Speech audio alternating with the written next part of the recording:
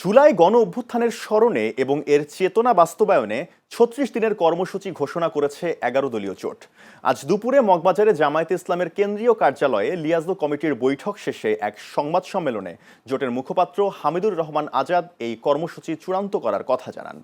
কর্মসূচির মূল লক্ষ্য জনসচেতনতা তৈরি, জুলাই সনদ বাস্তবায়ন এবং বিগত সরকারের গুম খুনের বিচার নিশ্চিত করা।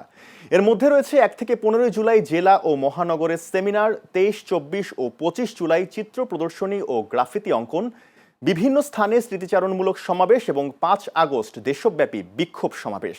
সংবাদ সম্মেলনে হামিদুর রহমান আজাদ অভিযোগ করেন, বিএনপি আগের মতো একদলীয় কর্তৃত্ব ফিরিয়ে আনার চেষ্টা করছে এবং ট্রাইব্যুনালে দলীয় প্রসিকিউটর বসিয়ে বিচার বিলম্বিত করছে।